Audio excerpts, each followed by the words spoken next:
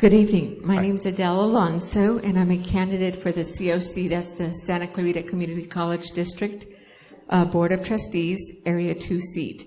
And I'm interested in knowing from you, and hopefully for the next two candidates, to address what your expectations are for the relationship between the city and the college, particularly with the prospect of having new trustees sit on their board.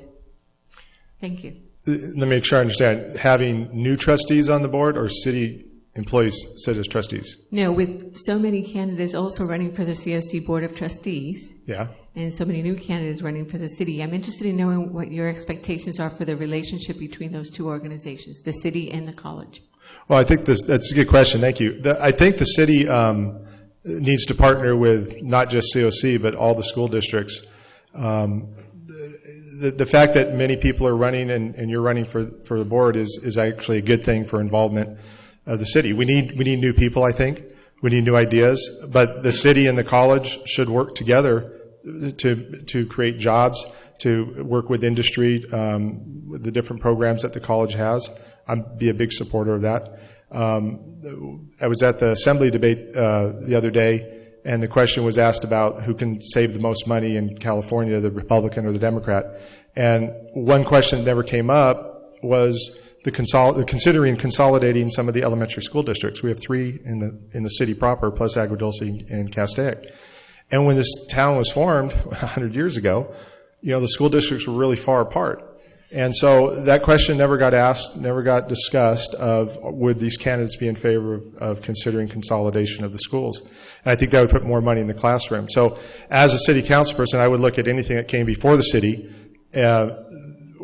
which would work with the college in educating the populace out here and doing education to work programs. I'd be very much for close collaboration with that.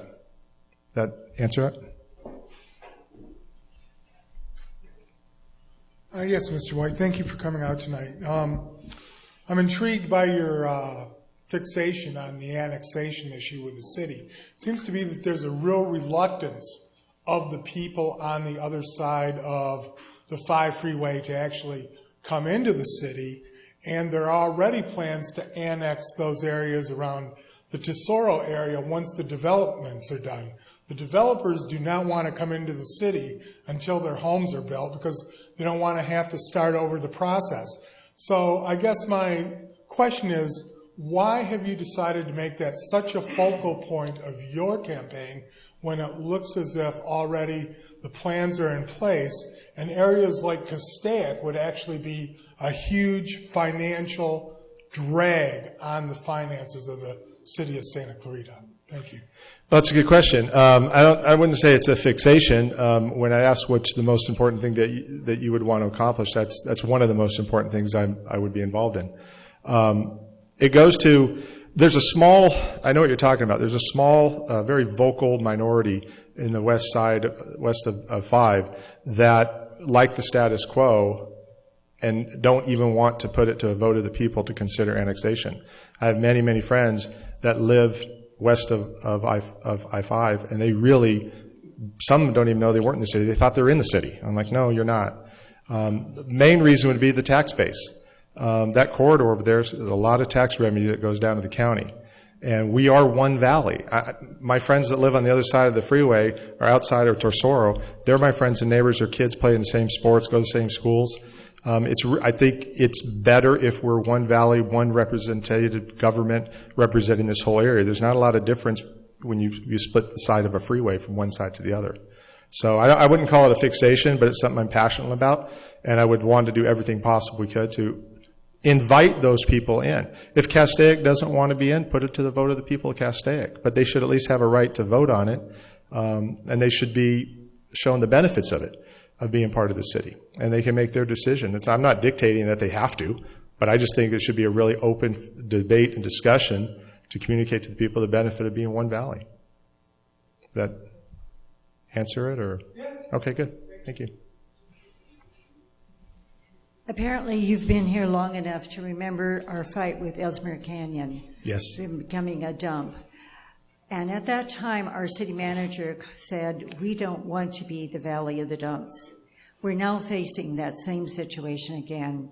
We have Sunshine, which has expanded, which is on one side of our city. We have Chiquita landfill on the other side, out by Castaic. Mm-hmm.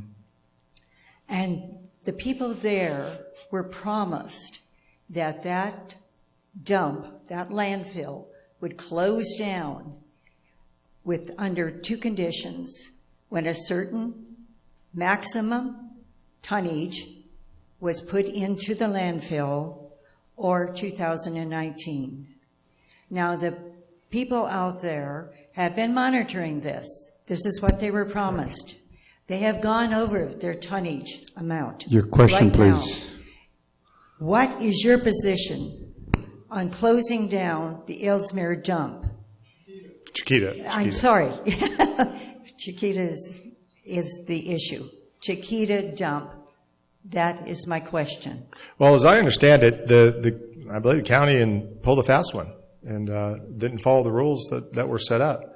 The garbage has to go somewhere, and again, it goes to transparency and communicating why you're making a change, and that did not happen.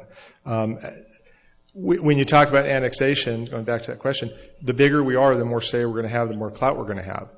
Right now, that's all county, and the county made that decision. The city had zero say in that, as I understand it.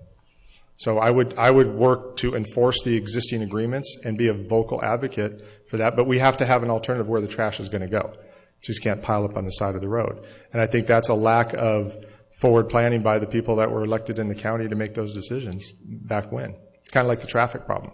Well, that would be better than what the city did last time. What Right. the city did last time was to agree to a reduction in trash Going fees into the... and yeah. also $5,000 for certain programs for the city. So thank you. I hope you will enforce shutting it down, and the problem as to where it goes is their problem. Thank you. May I please ask again, state your name, please, to start your question? I will, but nobody understands it anyway. That's okay. When someone's watching this on YouTube, they can play it back. My name is Anne Mary Wallet. Hi, Ann. And I have to read the question. Should there be a department of aging in the city, and what role should it play in assisting our seniors? So should there be a what for the seniors? Department of Aging? Yeah. Fundamentally, I'm not a fan of expanding bureaucracy. I don't know that we need a specific department for that. I would consider it and look at it. If you're asking, am I in support of a separate agency to address senior issues? I don't think so. No. On the surface, maybe I'm not understanding the question. I would like to know if the city should have a department of aging, and what the role should it play in assisting our seniors. Okay, so I don't think the city should have a separate department for aging. I think we have enough resources, enough bureaucracy that we don't need a separate department. I don't think we need to grow the bureaucracy. If there was a specific proposal where something wasn't being met, then yes, the city should look at it and address that issue. Okay, thank you very much. Okay, thank you. I'm Helen Blancher. I live in Canyon Country. Do you think there should be an auditor general that would report directly to the city council? Short answer is yes. When you have a bureaucracy, and the city's almost 30 years old, at the time it was small and it started, and I mentioned somebody the other day, the bureaucrats aren't necessarily bad, but the bureaucracy is, because it starts to feed on itself. And when you're talking about, I'm assuming the recent theft of almost $500,000, I think there should be absolute, clear, and transparent audit. Beyond that, the city being 30 years old, I think there should be the city council should task the city manager and every department head to look at every budget line item, look at how your processes are done, look at the regulations, look at the rules, and say, can we get rid of some of these? I think we have too much regulation in the state of California, in the county of Los Angeles, in the city of Santa Clarita. So one of the things I would task the city manager to do with help of fellow council members is do a top to bottom review of the regulations that have been on the books for 30 years and 25 years and 20 years. Having an outside auditor directly answer to city council, absolutely. And the city council should be allowed to ask those questions and see those reports. In my background in mortgage banking, we do big financial analysis. We say, how much income do you have? Where's the money come from? What's your down payment? What's your credit rating? And we make a decision to do loans. Our company, I've been with my company for 21 years, and it was a merger of a company 7 years ago. That's a long time in the mortgage industry. And so we do it right by being analytical and making a tough decision. Sometimes we have to say no. And that's a tough one, and the city has to say, we want the auditors to talk directly to the city council. At least the city council have the right to see the report and interview the auditors. Time's up. Thank you.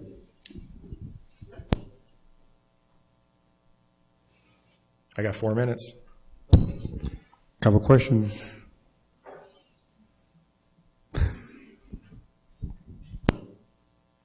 I'm Linda Cook, and my question is, what would you do about setting up standards? I've never been in a company that did not have written standards and procedures for all of this. I can't believe that we could get into a system where nobody has written instructions and certain signatures. I mean, is that something that you would pursue if you were a council person? Absolutely. And one thing I will try to do also is give you direct answers. Yes. Again, I mentioned the mortgage industry I've been in.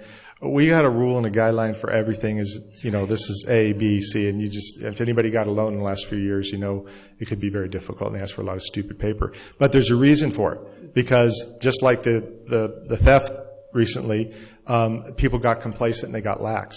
And that's part of the bureaucratic creep, just this complacency of, this is the way we've always done it, and nobody takes a fresh look at it. I'm a really positive, energetic, enthusiastic person to say, yes, let's take a fresh look at everything. Let's look at the procedures. Let's look at the oversight. Let's look at why are these rules here? Who's answering? Who's accountable to who?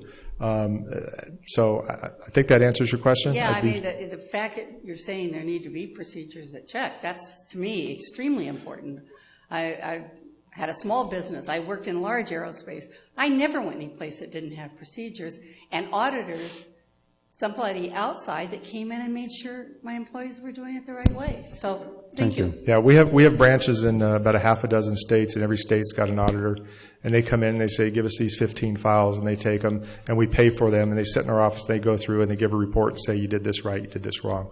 So we're really familiar with that process and the oversight, and you learn from it. Nobody running knows everything, so it's okay to have outside advice and help. I'm definitely for something like that. One more question. My name is Mike Oliveri. Are you for term limits on the city council? That's a tough one. Initially, I was not, and then as I decided to run and really looked at it, I don't know if 2 terms is enough. Or 3 terms would be a maximum. I would definitely be in favor of 3 terms max. A lot of people talk about 2 terms. The reason people want term limits is they want turnover and they new ideas, and so people don't get complacent. So that's the idea for it. Because we're a city, I would be absolutely open to putting that to the vote of the people, and study it and see the pros and cons. My gut reaction is some people that get into political office, they're too long. And I was president of an HOA for 4 years, and we turned some things around. There's 1,200 homes, and they said, well, why don't you stay? I go, no, somebody else can come volunteer. The city council job, it's, they pay you a little bit, but it's primarily a volunteer job that you have to do out of the love in your heart and to give back to the community. I've been so fortunate to live, work, raise my family out here, have a successful business out here, and be involved in a lot of different things. And this is just me wanting to give back. I don't have strings attached. I don't have aspirations for higher office. So 2 terms, I'd probably self-impose and say, if I were fortunate enough to be elected once, I would look at considering rerunning one more time, and I don't think I'd do it more than 8 years. That's a long time. Thank you.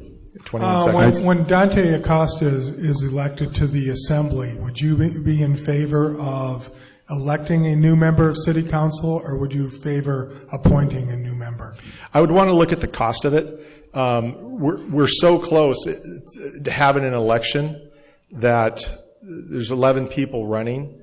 2 are going to be elected. There's going to be a 3rd, 4th, and 5th person.